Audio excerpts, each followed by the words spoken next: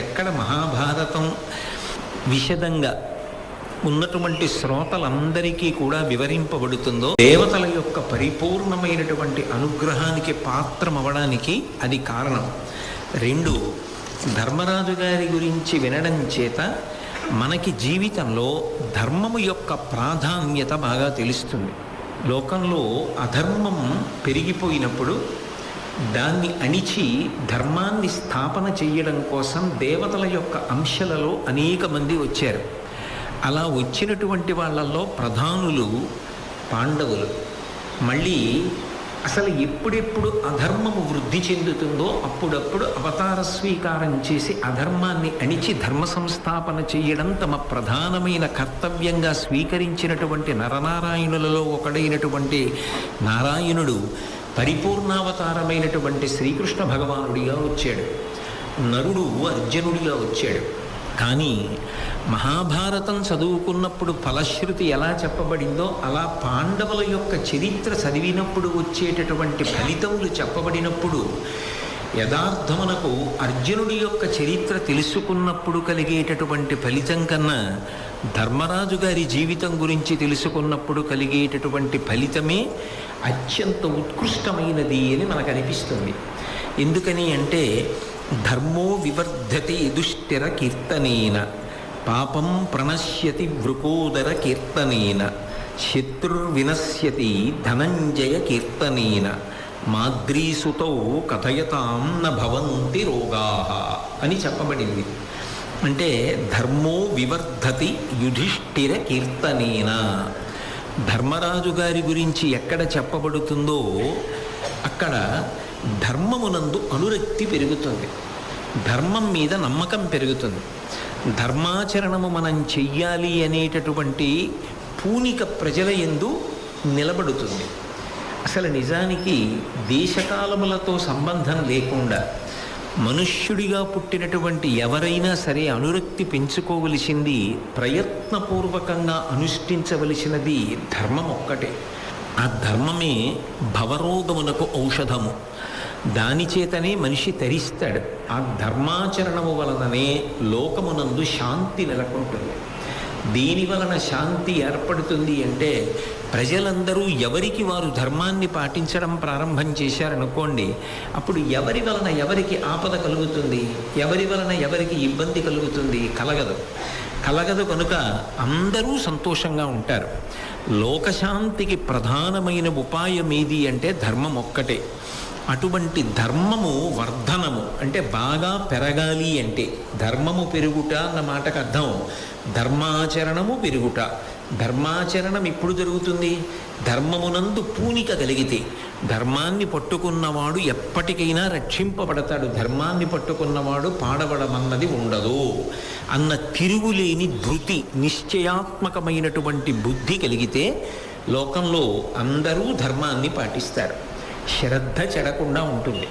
అలా ధర్మము బాగా వృద్ధిలోకి రావాలి అంటే ధర్మరాజు గారి యొక్క చరిత్ర వినాలి, ధర్మరాజు గారి యొక్క చరిత్ర చదువుకోవాలి. అలాగే పాపం ప్రణశ్యతి వృకోదర కీర్తనేన. భీమసేనుని యొక్క చరిత్ర చదువుకుంటే, భీమసేనుడి గురించి సమగ్రంగా వింటే పాపములు నశిస్తాయి. పాపములు ఎందుకు ఏర్పడతాయి? కామక్రోధముల చేత పాపములు వస్తాయి. సాధారణంగా లోకంలో భీముడు అంటే కోపమున్నవాడు అంటారు. కానీ మీరు భారతాన్ని చాలా జాగ్రత్తగా పరిశీలిస్తే భీముడంత ఆలోచనాపరుడు ఎక్కడా కనపడడు. అంత బాగా ఆలోచన చేస్తాడు అంత మంచి ఆలోచన తత్పరుడు. అందుకే తొందరపడి పాపం చేసేటటువంటి స్వభావం ఉన్నవాడు కాడు. కామక్రోధములకు అలా తొందరపడి వశపడడు. అందుకే అటువంటి భీముడి గురించి చదువుకుంటే పాపములు అన్నీ కూడా అణిగిపోతాయి. అలాగే శత్రుర్వినశ్యతి ధనంజయ కీర్తనేన. అర్జునుడి గురించి చదువుకున్న, అర్జునుడి గురించి విన్న శత్రువులు నశిస్తారు. శత్రువులు నశించడము అన్న మాటని జాగ్రత్తగా అర్థం చేసుకోవాలి. నేను ఎవరి మీదో శత్రుభావన పెట్టుకుని వాళ్ళు నాశనమైపోవాలి అన్న ఉద్దేశ్యంతో అర్జునుడి గురించి చదువుకోమని కాదు దాని అర్థం. ఒకవేళ నాయందు ఎవరైనా శత్రుభావన పెట్టుకుని ఉంటే వారికి నాయందున్న శత్రుభావన తొలగిపోవుగాక. వారు నా యందు మిత్రభావన పొందుగాక. ఒకవేళ వారి మనసు కష్టపడేటట్టుగా నేను ప్రవర్తించి వారి శత్రుత్వాన్ని నేను తెచ్చుకున్నవాడనైతే నా యందు మార్పు వచ్చి అటువంటి భావన తొలగిపోయి అందరం చెయ్యి కలిపి మిత్రభావనతో నిలబడగలిగినటువంటి ప్రజ్ఞ నా యందు వృద్ధి పొందుగాక అన్నది దాని అర్థం తప్ప నేనెవరో ఒకరిని శత్రువుగా భావన చేసి ఆయన నాశనం అయిపోవడానికి అర్జునుడి గురించి చదువుకోవాలి అని అన్వయం చేసి చెప్పకూడదు, అలా అర్థం చేసుకోకూడదు. ఆ స్థాయి కూడా దాటగలిగితే నిజానికి అంతఃశత్రువులు ఎవరు అంటే కామక్రోధశ్చ లోభశ్చ దేహే తిష్టంతి తస్కరాః జ్ఞానరత్నాపహారాయ తస్మాత్ జాగ్రత్త జాగ్రత్త. లోపలే ఉన్నటువంటి జ్ఞానమనేటటువంటి రత్నాన్ని అపహరించడానికి ఎప్పుడూ సిద్ధపడి ఉండేటటువంటి చోరస్వభావం కలిగినటువంటి ఉగ్రమైన శత్రువులు కామక్రోధ లోభ మద మోహ మాత్సర్యములనేటటువంటి 6. ఈ 6 బాగా అణిగిపోవాలి అంటే దానికి అర్జునుడి యొక్క కథ చదువుకోవాలి, అర్జునుడి గురించి వినాలి. అలాగే మాద్రీసుతౌ కథయతాం న భవంతి రోగాః, మాద్రీసుతులైనటువంటి నకుల సహదేవులు వాళ్ళ గురించి చదువుకుంటే శరీరమునకు కలిగినటువంటి రోగములు, మానసికమైనటువంటి జాడ్యములు అణిగిపోతాయి. ఎందుకంటే వాళ్ళు వైద్యాంశ కలిగినటువంటి వారు కనుక వారి గురించి చదువుకున్నంత మాత్రం చేత అటువంటి ఉత్తమమైన ఫలితములనిస్తాయి. వ్యాస భగవానుడు ఏదో సన్మానాల్లో సత్కారాల్లో బిరుదుల్లో తాంబూలాల్లో కోరుకుని భారతాన్ని ఇవ్వలేదు. దేశకాలాలతో సంబంధం లేకుండా జనావళికి అందరికీ కూడా ఈ ప్రయోజనములు అందాలి. అందరూ పుణ్యమార్గంలో నడవాలి, అందరూ ధర్మానుష్ఠానం చెయ్యాలి, ప్రజల మధ్య శత్రుభావనలు నశించిపోవాలి, అందరూ ఆరోగ్యంతో ఉండాలి, అందరూ మానసికంగా మంచి పూనికను ఉత్సాహాన్ని పొందినటువంటి వారై ఉండాలి. మానసికమైనటువంటి పిరికితనము ఈ జాతికి ఉండకుండుగాక. అలాగే ఒక కార్యాన్ని చెయ్యడానికి కావలసినటువంటి శారీరకమైనటువంటి ఆరోగ్యము సిద్ధించుగాక అనేటటువంటి పవిత్రమైన ఉద్దేశ్యంతో 5 పాండవుల యొక్క చరిత్రని తెలుసుకోవడం ద్వారా ప్రజలందరూ ఇటువంటి కామితములను సిద్ధింపచేసుకోవాలి అనేటటువంటి ఉద్దేశ్యంతో దీన్ని ప్రయోజనంగా నిక్షిప్తం చేసి అన్నిటికన్నా ప్రధానమైనటువంటిది ధర్మము. అందుకే ధర్మరాజు గారు పెద్దవాడు, పుట్టింది కూడా నక్షత్రాల్లో పెద్దది అని పేరు సూచింపబడేటటువంటి జ్యేష్ఠ నక్షత్రంలో పుట్టాడు మహానుభావుడు. అటువంటి ధర్మరాజు గారి యొక్క చరిత్ర విన్న, ధర్మరాజు గారి గురించి చదువుకున్న ధర్మో వివర్ధతి యుధిష్ఠిర కీర్తనేన, ఆ ధర్మరాజు గారి గురించి చెప్పుకుంటే ధర్మము బాగా వృద్ధిలోకి వస్తుంది. దేవతలు దేనికి సంతోషిస్తారు? మనం ధర్మమునందు పూనిక పొందితే సంతోషిస్తారు. ధర్మరాజు కష్టసుఖాలలో ఎప్పుడూ కూడా ధర్మమును విడిచిపెట్టినవాడు కాడు. వీళ్ళు తద్వారా ధర్మమునందు పూనిక పొందాలని ప్రయత్నిస్తున్నారు. ఆ ప్రయత్నానికి ఆయన హర్షిస్తాడు, పరమేశ్వరుడు సంతోషించి అనుగ్రహిస్తాడు. ఒక ఉత్తమ కార్యం వైపుకి మనం ధృతిని అలాగే ఉత్సాహాన్ని పరిశ్రమని ప్రదర్శించిన నాడు కదా ఎవరైనా అభినందించేది. భగవంతుడైనా అంతే. ధర్మమును పాటించగలిగినవాడు మనుష్యుడొక్కడే. మనుష్య జన్మ ఎత్తినవాడు ధర్మమును గురించి తెలుసుకుని అనుష్ఠించాలని ప్రయత్నం చేస్తుంటే, భారతంలో ధర్మరాజు గారి గురించి తెలుసుకోవాలి అనుకుంటుంటే, వినాలి అనుకుంటుంటే ఈశ్వరానుగ్రహము కలగకుండా ఎలా ఉంటుంది? కాబట్టి అంత గొప్పది ధర్మరాజు గారికి సంబంధించినటువంటి చరిత్ర. ఈ ధర్మరాజు గారి జననమునకు సంబంధించినటువంటి నేపథ్యం ఏదైతే ఉన్నదో అది ఒక అద్భుతమైనటువంటి విశేషం భారతంలో. ఎందుచేత అంటే పాండురాజు గారు ఒకానొకప్పుడు కుంతీదేవిని ప్రార్థన చేయవలసి వచ్చింది. ఆయనే చెప్పుకున్నాడు, నా 2 చేతులు జోడించి నిన్ను ప్రార్థన చేస్తున్నాను కుంతి, సంతానమును నువ్వు పొంది నన్ను పితృరుణం నుంచి విముక్తుణ్ణి చెయ్యి. నేను సంతానవంతుడనై ఉత్తమ లోకములను పొందడానికి కావలసినటువంటి అర్హత నాకు కల్పించు. అందుచేత నువ్వు సంతానమును పొందాలి. శాపం కారణంగా నిజానికి పాండురాజు గారి సంతానాన్ని పొందలేడు.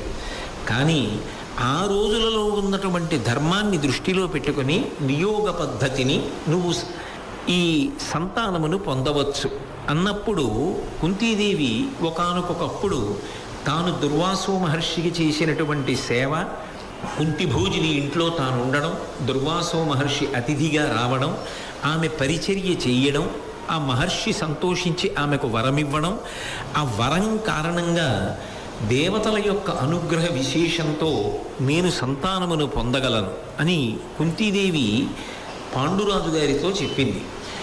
అప్పుడు సాధారణంగా లోకంలో ఉండేటటువంటి ఆలోచన సరళి ఎలా ఉంటుంది అంటే, సంతానమును కోరుకుంటున్నటువంటి వాడు ఎవరైనా సరే మొట్టమొదట తాను ఉన్న స్థానాన్ని బట్టి ఆ సంతానము ఎటువంటిదై ఉండాలి అన్నది కోరుకుంటారు. అందున విశేషించి రాజ్య పరిపాలన చేసేటటువంటి రాజుల యొక్క లక్షణం ఎలా ఉంటుంది అంటే, గొప్ప బలవంతుడు, అపారమైనటువంటి పరాక్రమము కలిగినటువంటి వాడు, శత్రువుల చేత ఎన్నడూ కూడా ఓడింపబడినటువంటి వాడు, 3 లోకములను జయించగలిగిన వాడు వీలైతే, అంతటి శౌర్య సంపన్నుడైనటువంటి వాడు తనకి కుమారుడుగా రావాలని, ఆ వ్యక్తి ప్రజారంజకత్వంతో పరిపాలన చెయ్యాలని, అటువంటి వాడు పుట్టిన కారణం చేత తన వంశానికి విశేషమైన కీర్తి లభించాలని ఆశిస్తాడు. కానీ పాండురాజు గారు కుంతీదేవిని ఉద్దేశించి ఒక మాట అన్నాడు. ఆమె ఏ దేవతని స్మరించాలి, ఏ దేవతను స్మరించి మొట్టమొదటి సంతానాన్ని పొందాలి అన్న విషయంలో ధర్మరాజు గారు ఉత్తర క్షణంలో చాలా అద్భుతమైనటువంటి ఆలోచనతో ఒక ప్రతిపాదన చేశాడు. ఆయన అన్నాడు, లలితాంగి ఎల్లలోకములు ధర్మము నందు నిలుచు, పులుపుగా ధర్మున్ తలపుమా, అతడు మరి వేల్పుల లోపల పెద్ద, ధర్మమున సత్యమునన్ అన్నాడు. ఓ కుంతీదేవి, నువ్వు మొట్టమొదట ధర్మదేవతని పిలు. ఆ ధర్మదేవత నిన్ను అనుగ్రహిస్తాడు. ఆ అనుగ్రహించినటువంటి ధర్మరాజు గారు, ఆ యమధర్మరాజు గారి యొక్క అనుగ్రహ విశేషంగా నువ్వు కుమారుణ్ణి పొందు. అప్పుడు మనకి తేజోవంతమైనటువంటి కుమారుడు లభిస్తాడు. నేను మొదట ధర్మరాజు గారిని పిలువని ఎందుకంటున్నానో తెలుసా కుంతి? ఆయన దేవతలందరిలోకి పెద్దవాడు. అతడు మరి వేల్పుల లోపల పెద్ద. దేవతలందరిలోకి పెద్దవాడెవరు అంటే ఆయనే. 2, కేవలముగా దేవతలలో పెద్ద అంటే ఏదో వయసులలో పెద్ద, అధికారమునందు పెద్ద అని కాదు దాని అర్థం. అలా అయితే ఇంద్రుడు ప్రస్తావన తీసుకురావలసి ఉంటుంది. ధర్మమున సత్యమునన్, ధర్మమున సత్యమునన్. చిన్న మాటలలో నన్నయ్య గారు ఎంత పెద్ద విషయాన్ని, పాండురాజు గారి హృదయాన్ని ఆవిష్కరించారో చూడండి. ధర్మమున సత్యమున కూడా ఆయన పెద్దవాడు. ధర్మము నిరంతరము మారుతుంది. నిరంతరము మారిపోయేటటువంటి ధర్మాన్ని ఎలా పట్టుకోవాలి? కాలము చేత మారిపోతుంది, దేశము చేత మారిపోతుంది, ఆశ్రమము చేత మారిపోతుంది. ఇలా అనేక విషయముల చేత ధర్మము మారిపోతుంది. నేను ఉదయం నిద్రలేవగానే ఒక ధర్మం ఉంటుంది, మధ్యాహ్నం ఒక ధర్మం, అర్ధసముపార్జన చెయ్యాలి, అసుర సంధ్య వేళ అంటే ప్రదోష వేళలో ఈశ్వర స్మరణము చెయ్యాలి, బాగా చీకటి పడిన తరువాత ధార్మికమైనటువంటి భోగాన్ని అనుభవించాలి. ఇవి కాలము చేత ధర్మము మారుతోంది. ఒక కాలమునందు చెయ్యవలసినది వేరొక కాలమునందు చెయ్యకూడదు. ఒక దేశమునందు చెయ్యవలసినది వేరొక దేశమునందు చెయ్యకూడదు. దేశము అంటే ప్రదేశము. అంతవరకు ఎందుకండి? ఇల్లంతా మనదే అయినా పూజ గది అని ఒకటి కట్టుకుని పూజ గదిలో పూజ చేస్తారు తప్ప ఇల్లంతా మాదే కదండి అని చెప్పి పడక గదిలో మంచం ఎక్కి పూజ చేస్తున్నారా? చెయ్యట్లేదుగా.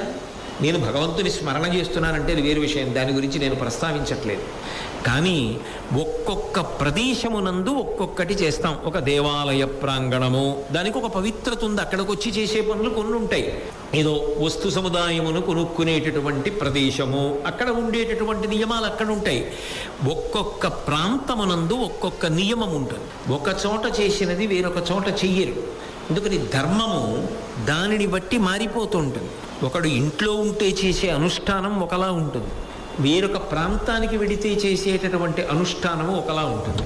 బాగా దక్షిణ దేశంలోకి వచ్చి చూస్తే ఇక్కడ ఉండేటటువంటి వస్త్రధారణ సంప్రదాయము ఒకలా ఉంటుంది. ఉత్తర భారతదేశానికి వెళ్ళి చూస్తే అక్కడ ఉండేటటువంటి సంప్రదాయము వేరుగా ఉంటుంది. వాళ్ళు పంచె కట్టుకుని లాల్చీ వేసుకుని పైన గట్టి ఉన్ని బట్టలు కట్టుకుని దేవాలయంలో అర్చకత్వం చేస్తారు. అక్కడ ఉండే చలి ఎటువంటిది, తీవ్రమైన చలి. ఇక్కడ కేవలం ఉత్తరీయం వేసుకుని పూజ నిర్వహించమంటే ఎలా సాధ్యపడుతుంది? మారిపోతుంది, దేశాన్ని బట్టి కాలాన్ని బట్టి మారుతుంది, ఆశ్రమాన్ని బట్టి మారుతుంది. బ్రహ్మచారి ధర్మం వేరు, గృహస్థు ధర్మం వేరు, వానప్రస్థు ధర్మం వేరు, 4వ ఆశ్రమం యొక్క ధర్మం వేరు. ఎవరి ధర్మం వారిది. ఒక ఆశ్రమంలో ఉన్న వారి ధర్మం వేరొక ఆశ్రమంలో వారికి అనుష్ఠానయోగ్యము కాదు. బ్రహ్మచారికి గృహస్థు ధర్మం పనికిరాదు, గృహస్థుకి వానప్రస్థు ధర్మం పనికిరాదు, గృహస్థు ధర్మం సన్యాసికి పనికిరాదు, సన్యాసి ధర్మం గృహస్థుకు పనికిరాదు. ఏ ఆశ్రమాన్ని బట్టి ఆ ధర్మం ఉంటుంది. అంతేగాని ధర్మము అన్ని వేళలా ఒక్కలా ఉంటుంది అని చెప్పడం సాధ్యం కాదు. నిరంతరము మారుతుంది. నేను కార్యాలయానికి వెడితే నా ధర్మం వేరు, ప్రవచనానికి వస్తే నా ధర్మం వేరు, నేను ప్రవచనం చేస్తున్నప్పుడు నా ధర్మం వేరు, శ్రోతగా కూర్చుంటే నా ధర్మం వేరు. ఇక్కడ ఉన్నప్పుడు కేవలము శాస్త్రము చేత ప్రతిపాదింపబడిన విషయాన్ని మాట్లాడాలి. అక్కడ కూర్చుంటే నిశ్శబ్దంగా ఇతరులకు ఇబ్బంది కలగకుండా జరుగుతున్న విషయాన్ని గమనిస్తూ చెప్తున్న విషయాన్ని 2 చెవులతో జుర్రుకోవాలి. ఒక్కొక్క చోట ఒక్కొక్క ధర్మం. తల్లి ముందు నిలబడినప్పుడు కొడుకు ధర్మం, భార్య ముందు నిలబడినప్పుడు భర్త ధర్మం, దేశమునందు సమాజంలో పౌరధర్మం, కార్యాలయానికి వెడితే ఉద్యోగి ధర్మం, దేవాలయానికి వస్తే భక్తుడి ధర్మం. ఎక్కడ నువ్వు ఉన్నావన్న దాన్ని బట్టి ధర్మము మారిపోతుంది. ఎక్కడ ఎలా ఉండాలి అన్న ధర్మం తెలుసుకోవడానికి ప్రాతిపదిక ఏది అంటే వేదము. ఆ వేదము ప్రమాణముగా ధర్మాన్ని తెలుసుకుని అనుష్ఠానం చేస్తే మారిపోతున్న ధర్మాన్ని ఎప్పుడు ఏది పట్టుకోవాలో దాన్ని పట్టుకుని అనుష్ఠానము చేస్తే చిట్ట చివరికి ఏమైపోతాడు? ఇక కదలనిది ఏది ఉంటుందో అది సత్యం, అదే భగవంతుడు. సత్యం శివం సుందరం. కదలనటువంటి భగవంతుని యొక్క రూపమునందు ఐక్యమై లేదా జీవబ్రహ్మైక్య సిద్ధి చేత ఇక తాను బ్రహ్మము జీవుడు అని 2 కాకుండా తాను బ్రహ్మము అన్న ఎరుకను పొంది ఎప్పుడో చనిపోయిన తరువాత వచ్చే మోక్షం కాదు, ఇక్కడే జ్ఞానము చేత మోక్షమును పొంది ఉంటాడు. శరీరము పడిపోయిన తర్వాత విదేహ మోక్షము అంటారు. కాబట్టి కదులుతున్నటువంటి ధర్మం, మారిపోతున్న ధర్మాన్ని పట్టుకుంటే మారనటువంటి స్థితి, కదలనటువంటి స్థితి భగవంతుని యొక్క స్థితి అయినటువంటి సత్యముగా మారిపోతున్నాడు. ఇది లోకమునందు సిద్ధాంతం.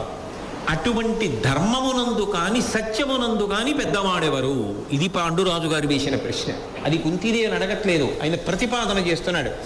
ఈ ధర్మమునందు కాని ఈ సత్యమునందు కాని మొహమాటం లేకుండా పాటించేవాడెవరు? శాస్త్ర ప్రమాణాన్ని పట్టుకుని.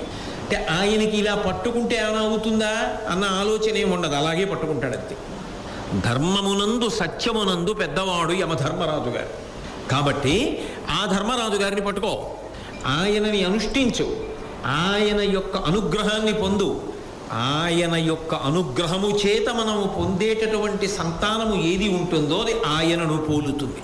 ఆయన లక్షణములు ఉంటాయి. అంటే సత్యధర్మముల యందు అంత పూనికున్నవాడు అవుతాడు. కాబట్టి నాకు పెద్ద కొడుకు అటువంటి వాడు కావాలి. ఏమి పాండురాజండి మహానుభావుడు.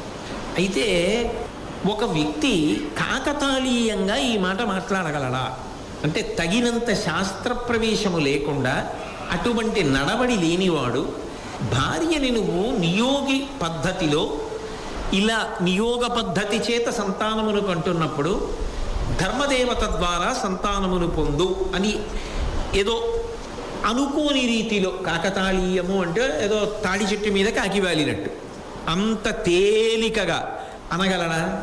సాధ్యం అవుతుందా? సాధ్యం కాదు. ఎందుకని అంటే సత్యధర్మముల యందు ఆ పూనిక ఉన్నవాడై ఉండాలి. 2 చాలా గొప్ప భవిష్యత్ దర్శనము చెయ్యగలిగిన వాడై ఉండాలి. ఈ 2 ఉన్నవాడు తప్ప ఆ మాట అనడం.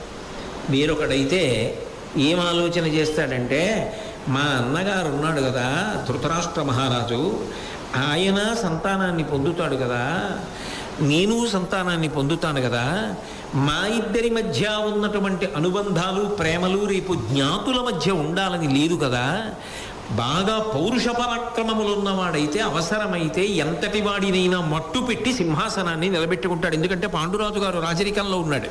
నిజానికి పాండురాజుకి రాజార్హత లేదు. పెద్దవాడు ధృతరాష్ట్రుడు ఉన్నాడు. ధృతరాష్ట్రుడిది రాజ్యం. కానీ ఆయన పుట్టుకతో అంధుడు. ఆనాడు ఉన్నటువంటి ధర్మశాస్త్ర నియమం ప్రకారం పుట్టుకతో అంధుడైన వాడు కనుక ధృతరాష్ట్రుడికి రాజ్యాధికారం ఇవ్వకుండా పాండురాజుకి పట్టాభిషేకం చేశారు.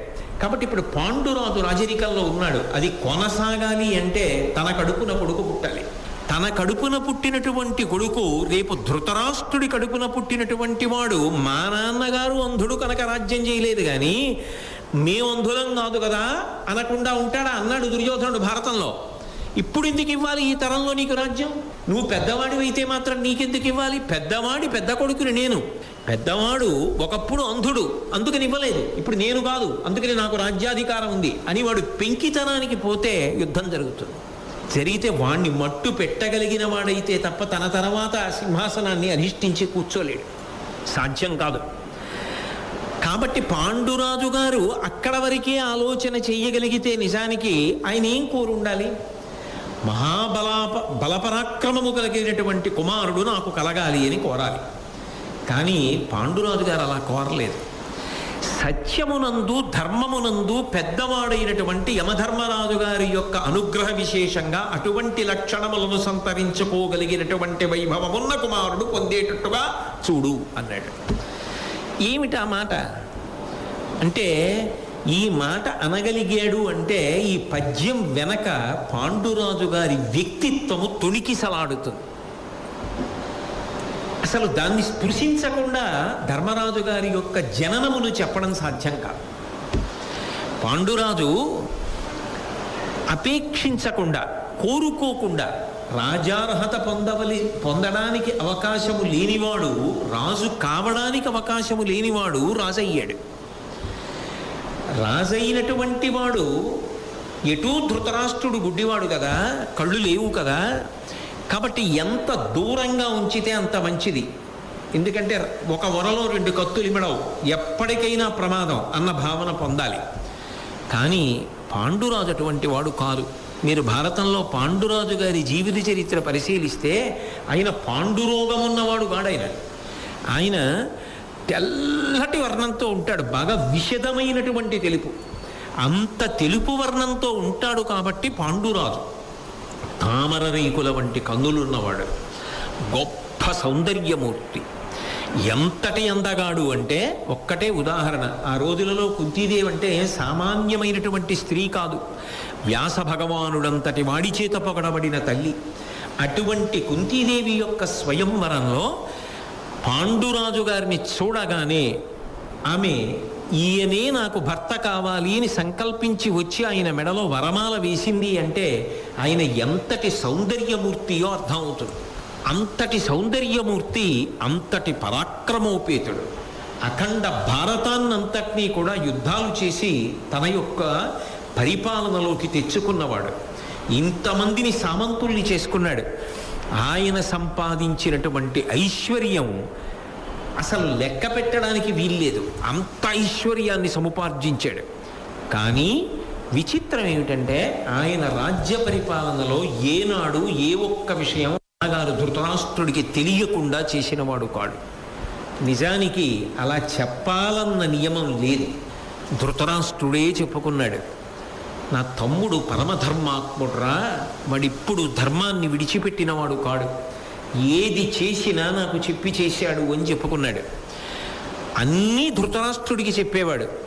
ఐశ్వర్యం అంతా తెచ్చి ధృతరాష్ట్రుడికి ఇచ్చి 100 అశ్వమేధములు చేయించాడు ధృతరాష్ట్రుడితో. 1, 2 కాదు. అశ్వమేధం చేయాలంటే ఎంత పౌరుష పరాక్రమాలు ఉండాలి, ఎంతమంది రాజుల్ని జయించాలి, అది ధృతరాష్ట్రుడికి సాధ్యమా? ఒక మాట కాదు, 100 మాటలు అశ్వమేధయాగం చేయించి ధృతరాష్ట్రుడి యొక్క అశ్వరక్షకుడిగా తాను నిలబడ్డాడు. బంధువులందరినీ ఆదరించాడు. తల్లి చేత, అన్నగారి చేత, భీష్మాదుల చేత ప్రశంసలను, ఆశీర్వచనాన్ని పొందాడు. ఆయన పరిపాలన చేస్తున్నంత కాలం ప్రజలందరూ పరమ ధర్మాత్ములై ప్రవర్తించారు. అంటే ధర్మమునందు అంత పూనిక కల్పించాడు ప్రజలలో. తాను అనుష్ఠించినటువంటి ధర్మం ప్రజలకి ఎలా చేరుతుంది? తాను నీతులు ఒక్కటి చెప్తే సరిపోతుందా? రోజు 2 గంటల ఉపన్యాసం నీతులు చెప్పడానికి పనికొచ్చి చేసే 22 గంటల పనులు మాత్రం అన్ని తప్పుడు పనులైతే ప్రజలకి ఏ సంకేతం పెడుతుంది? తాను చేసేటటువంటి పనులన్నీ అత్యంత నిజాయితీతో కూడుకున్నవి, ధార్మికమైనవి అనుకోండి, ప్రజలందరూ కూడా ధార్మికులు అవుతారు. ధర్మము కేవలముగా చెప్పడం చేత వచ్చేది కాదు. చెప్తున్నవాడు, పరిపాలిస్తున్నవాడు వీడు ఎంత ధర్మాన్ని పట్టుకుంటూ ఉంటాడు అన్నది ప్రజలు గమనిస్తూ ఉంటారు. అసలు ఈయన ఎందు లేశమాత్ర ధర్మం లేదు, ఇంకా ఈయన ధర్మం గురించి చెప్తే మనకి దాని ఎందు ఉత్సాహం ఏం కలుగుతుందంటారు. పరమధర్మాత్ముడైన వాడు, లేదా కనీసము ధర్మమునందు అనురక్తి ఉండి కొంతలో ధర్మాన్ని పట్టుకోవాలని తాపత్రయంతో పట్టుకుంటున్నవాడు ధర్మం గురించి మాట్లాడాడు అనుకోండి, ప్రజలు ధర్మాత్ములవుతారు. అటువంటిది రాజదండం చేతిలో ఉన్నటువంటి ప్రభువు ధర్మమునందు అంత అనురక్తి కలిగిన వాడు అయ్యాడు అనుకోండి, రాజు ఏం మాట్లాడక్కర్లేదు, రాజు ఏం ధర్మం గురించి చెప్పక్కర్లేదు. అసలు రాజు అంత ధర్మాన్ని పాటిస్తాడు. మనం ధర్మాత్ములమై బ్రతకాలి, లేకపోతే రాజు ఒప్పుకోడు అని ప్రజలందరూ ధార్మికులై ఉంటారు. అందరూ ధార్మికులై ఉన్నప్పుడు దొంగతనాలు కానీ, అశుభాలు కానీ, అమంగళాలు కానీ, అరిష్టాలు కానీ ఎందుకు జరుగుతాయి? సమాజ శాంతి నెలకొంటుంది. పాండురాజు గారి పరిపాలనా కాలంలో అదే జరిగింది. ఆయన మాద్రిని కూడా వివాహం చేసుకున్నాడు. ఆయన తరచుగా వేటకు వెడుతూ ఉండేవాడు. 2 భార్యల్ని తీసుకుని వేటకు వెడుతూ ఉండేవాడు. ప్రజల్ని కన్నబిడ్డల్ని చూసుకున్నట్టు చూసుకునేవాడు. మీరు భారతాన్ని నిశితంగా గమనిస్తే మీకు కొన్ని విషయాలు కనిపిస్తాయి. పాండురాజు ధృతరాష్ట్రుడి పట్ల ఎంత ప్రేమ చూపించాడో, పాండురాజు అరణ్యంలో వేటలాడడానికి వెడితే కావలసిన సమస్త భోగోపకరణాల్ని ధృతరాష్ట్రుడు అలా పంపిస్తూ ఉండేవాడు సేవకులకిచ్చి. ధృతరాష్ట్రుడు పాండురాజు మీద అంత ప్రేమ చూపించాడు. పాండురాజు పేరు చెప్తే ధృతరాష్ట్రుడు ఎప్పుడు ఒక మాట అంటాడు, యోగ్యుడైన తమ్ముడు, పరమధర్మాత్ముడు అంటాడు. ఆ ధర్మము యొక్క విలువ తెలుసుకున్నవాడు పాండురాజు. అందుకే అంతటి కీర్తివంతుడయ్యాడు.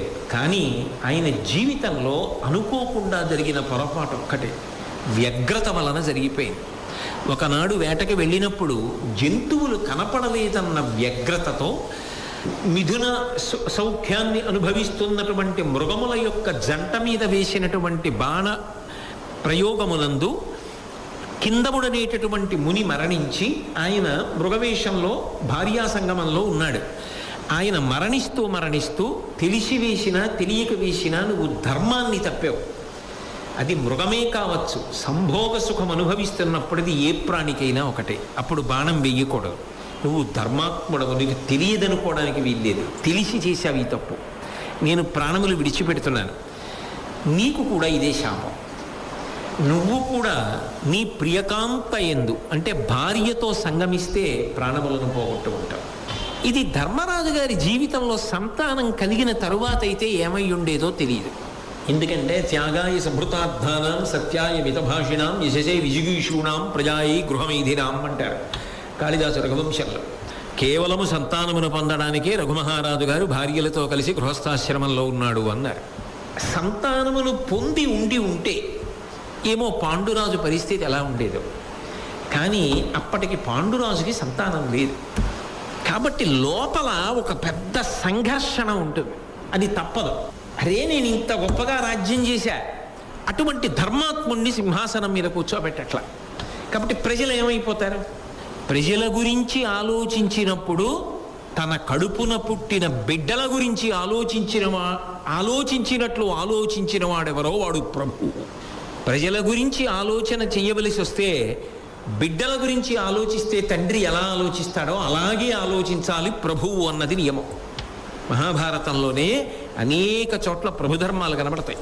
కాబట్టి ప్రజలు ఏమవుతారు? 1, 2 తాను ఏమవుతాడు? తనకి ఉత్తర క్రియలు చేసేవాళ్ళు ఎవరు? తాను ఎలా ఊర్ధ్వలోకాలు పొందాలి? తనని నమ్ముకుని తన చిటికిన వేలు పట్టుకుని పాణిగ్రహణం చేసినటువంటి 2 పత్నులు ఏమవుతారు? ఇది సంఘర్షణ. ఈ సంఘర్షణ యందు నలిగిపోయి చితికిపోయి శిథిలమై నశించాలి ఆ పాండురాజు. అది ఆయన గొప్పతనం. మానసికమైన స్థైర్యాన్ని పొంది ఉంచుకున్నాడు. వీటన్నిటితో పాటుగా ఇంకొకడు ఉన్నాడు కాపాడగలిగిన వాడు, వాడు పరమేశ్వరుడు. మహాభారత మహనీయులు ధర్మరాజు.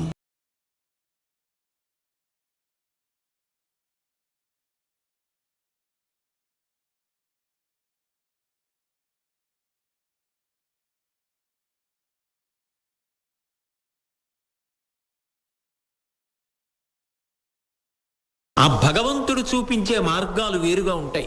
దేనికైనా పరిష్కారం భగవంతుడు చెప్పగలడు. నేను ఆయన యందు మనసు పెట్టి తపస్సులో ప్రవేశిస్తాను. భాగవతంలో అంటారు, దేనికైనా పరిష్కారం తపస్సు.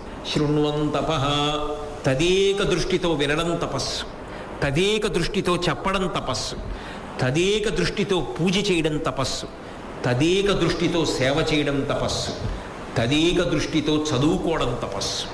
కాబట్టి వ్రతము వెంట వ్రతము చేస్తూ పాండురాజు మనసు ఇంకొక వైపు వెళ్లకుండా కట్టడి చేశాడు. అది ఆయన గొప్పతనం.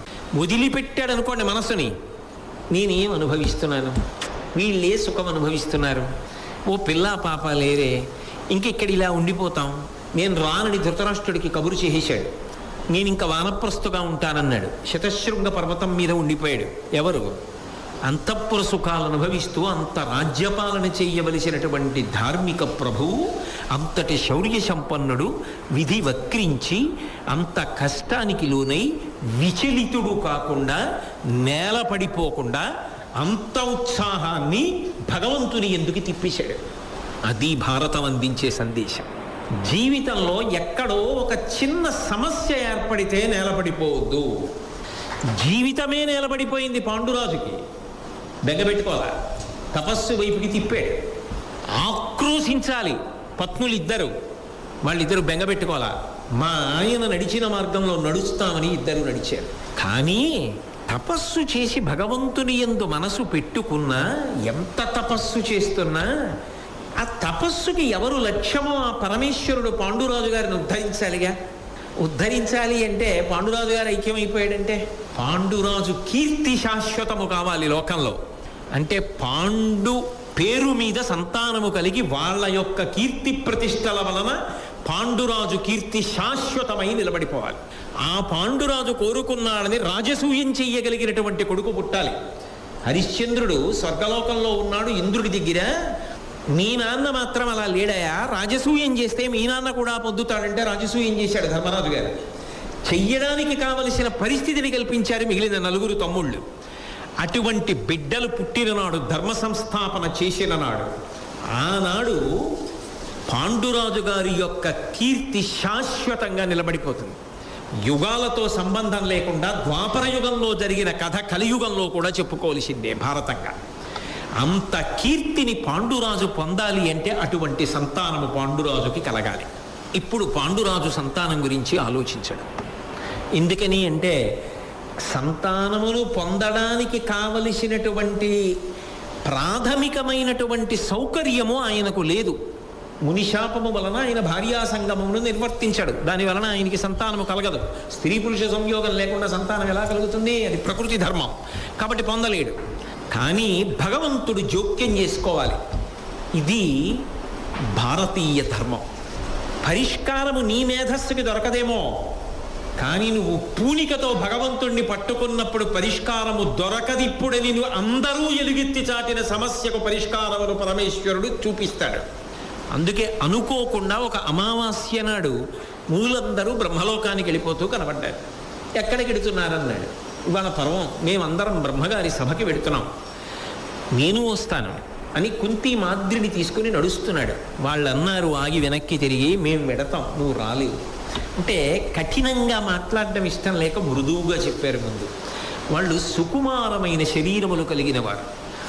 వారు ఈ ముళ్ళల్లో రాళ్లలో నడవలేరు. వాళ్ళని తీసుకుని నువ్వు బ్రహ్మసభకి ఎలా చేరగలవు, వద్దులే. అప్పుడు అనుకోకుండా ఓ ఆలోచన వచ్చింది పాండురాజుకి. సంతానమును పొందకపోతే స్వర్గద్వారమును చూడరా? కటువుగా మాట్లాడే స్వభావం ఉన్నవాళ్ళు అయితే ఏమనాలంటే, అలా కుదరదంటోంది వేదం అని వెళ్ళిపోవాలి. వాళ్ళు అలా అనలేదు. ఇంత తపస్సు చేస్తున్నాడే, ఇంత భగవతారాధన చేస్తున్నాడే, ఇంత ధార్మికంగా పరిపాలించాడే, నాకు ఇది పోయిందని నింద చేయలేదే. నేను ఇంత ధర్మాన్ని పట్టుకుంటే నాకు ఈ శాపం వచ్చింది ఒక పొరపాటుకి. ఇంత దారుణమైన శాపమా? నా వంశాన్నే ప్రశ్నార్థకం చేసిందా? ఆక్రోశించి ధర్మాన్ని విడిచిపెట్టలేదే. ఇంకా పైకెక్కాడే, వాడికి పరిష్కారం ఉండదు. అందుకు వాళ్ళు దివ్య దృష్టితో చూశారు. చూసి వాళ్ళు అన్నారు, ఎవరు చెప్పారు నీకు సంతానం ఉండదని? నీకు దేవతల యొక్క అనుగ్రహము చేత 5 కుమారులు కలుగుతారు. ఆ చెప్పడంలో ఆయనకి తట్టింది బుద్ధికి. ప్రచోదయాత్, అది దేవతల యొక్క అనుగ్రహం. దేవతలు ఏం చేస్తారంటే సమస్యకు పరిష్కారమును మన బుద్ధికి తోచేటట్టు చేస్తారు. ఆయన బుద్ధికే తోచేటట్టు చేశారు. ఆయనకి ఏదో ధర్మం జ్ఞాపకానికి వచ్చింది. అప్పుడు కుంతీదేవి దగ్గరికి వచ్చాడు. వచ్చి సంతానమును పొందుతానన్నాడు. అయితే భారతంలో ఒక అద్భుతమైనటువంటి విశేషము ఇది. పాండురాజు విషయంలో తప్పకుండా మనం ప్రస్తావన చేయకపోతే అసలు ధర్మరాజ జననం గురించి చెప్పడానికి అర్హత ఉండదు. ఆ మునులతో మాట్లాడేటప్పుడు పాండురాజు గారు ఒక మాట అన్నాడు, 4 రుణములు తీరాలన్నాడు. 4 రుణములు లేవుగా, రుణత్రయం అంటాం. ఏ రుణాలు తీరాలి అంటే దేవతా రుణం తీరాలి, దేవరుణం. దేవతల యొక్క రుణం తీరాలంటే యజ్ఞయాగాది క్రతువులు చేస్తే, అందులో మనం హవిస్సు ఇస్తే, హవిస్సుని దేవతలు పుచ్చుకుంటే వాళ్ళ ఆకలి తీరితే, వాళ్ళు వర్షం కురిపిస్తే, ఆ వర్షము వలన లోకంలో పాడి పంట వస్తే, మళ్ళీ యజ్ఞం చేస్తే, మళ్ళీ హవిస్సు ఎడితే, మళ్ళీ వర్షం పడితే, మళ్ళీ పాడి పంట, మళ్ళీ హవిస్సు, మళ్ళీ అదో ధర్మచక్రం. కాబట్టి దేవతల ప్రీతి కొరకు యజ్ఞయాగాదులను చెయ్యాలి. అప్పుడు ఒక రుణం తీరిపోతుంది. ఋషులు, వ్యాసాదులు, నన్నయ, తిక్కన, ఎర్రాప్రగడ ఇటువంటి మహాపురుషులు భారతాన్ని ఎందుకు ఇచ్చారు? చదువుకుని, చెప్పుకుని, తెలుసుకుని ధర్మానుష్ఠానం చెయ్యండి అని మనకు అందించారు.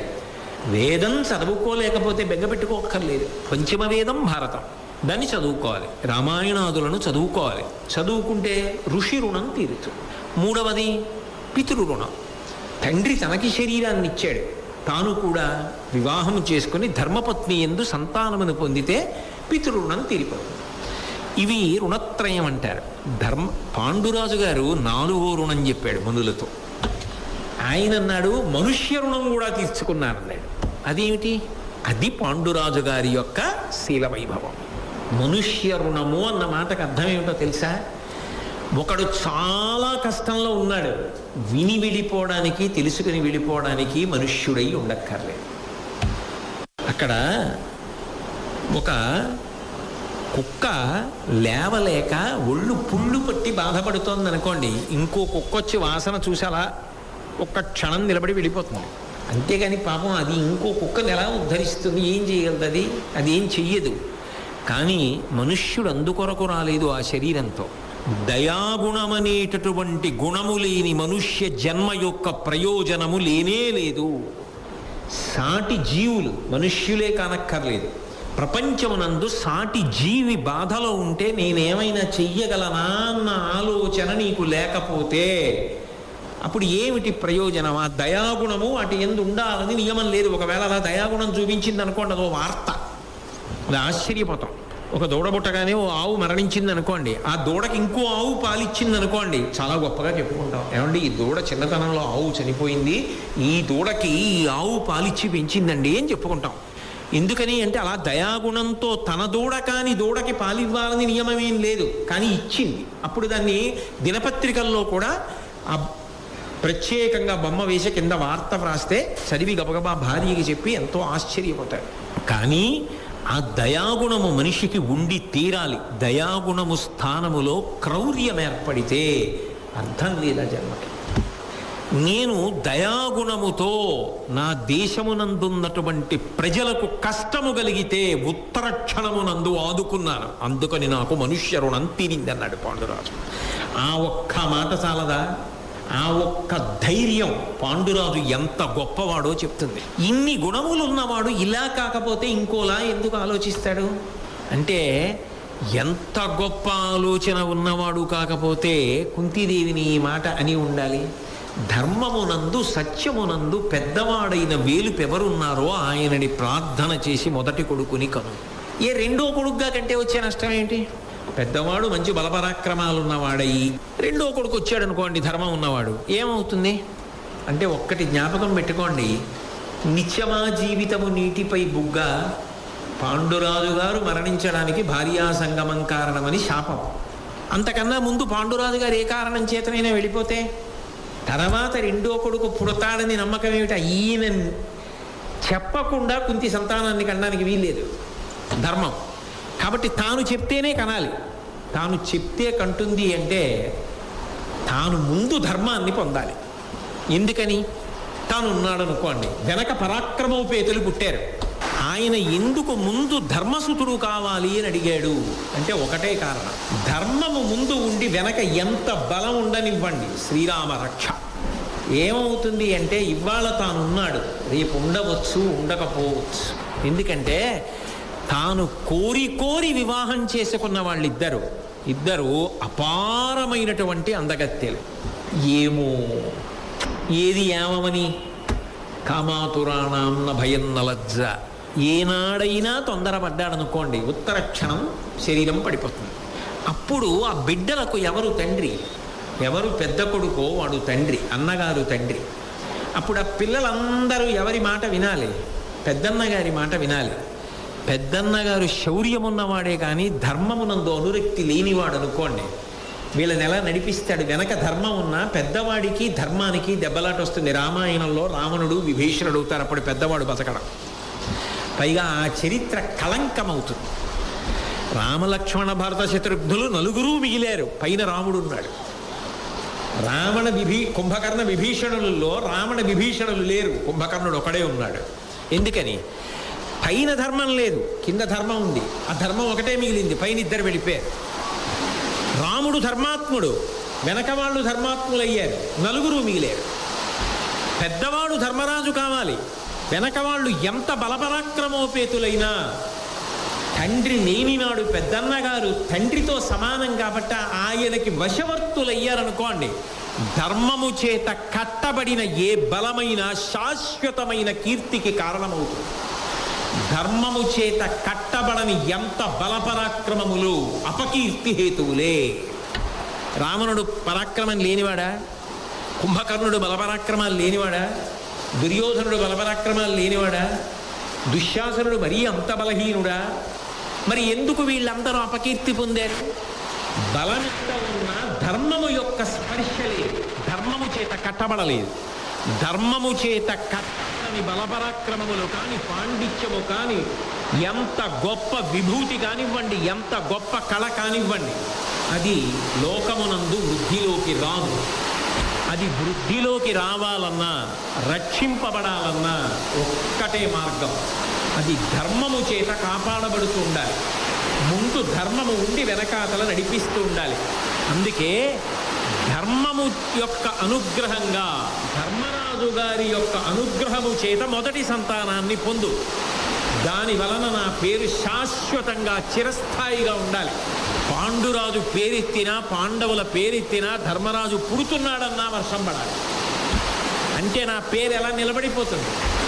నేను పరిపాలించినది చెప్పుకుంటారో చెప్పుకోరో, భారతంలో పాండురాజు చిన్న విషయం అని వదిలేయచ్చు, కానీ నా కొడుకుల వలన నా పేరు నిలబడుతుంది. పాండవులు పాండవులు పాండవులు అంటారు చాలు. అది నిలబడాలి అంటే మొదటివాడు ధర్మరాజు కావాలి కుంతి. అందుకని ధర్మం వలన సంతానమును పొందు. ఆమె అంగీకరించింది. ఎందుకని? ఆమెకి కూడా ధర్మమునందు అంత అనురక్తి ఉన్నది కాబట్టి. ఆమెకి ఆ ధర్మమునందు అనురక్తి లేదనుకోండి, ఆమె వేరు ప్రతిపాదన తీసుకురావచ్చు. కానీ ధర్మరాజు గారు ఏ మాట చెప్పాడో ఆ మాటని ఆ తల్లి వెంటనే ఔదల దాల్చింది. అది కుంతీదేవి యొక్క సౌశీల్యం. ఈ దేశంలో ప్రాణాలు పోయేటప్పుడు కూడా శాశ్వతమైనటువంటి కీర్తి కొరకు ప్రయత్నించేవారు ఎవరైనా కూడా, ఎంత బలపరాక్రమాలైనా అవి లోకము యొక్క ఉద్ధరణకు మాత్రమే పనికి రావాలని కోరుకున్న వారు ఎవరైనా కూడా ఏది కోరుకున్నారు అంటే ధర్మాన్ని కోరుకున్నారు. అంటే ఈ దేశము యొక్క మూల సిద్ధాంతమేది ధర్మాచరణము. కాబట్టి ధర్మాన్ని కోరాడు. అలాగేనంది యమధర్మరాజు గారిని ప్రార్థన చేసింది, భర్తకి ప్రదక్షిణ చేసింది, ఆయన యొక్క అనుగ్రహాన్ని పొందింది.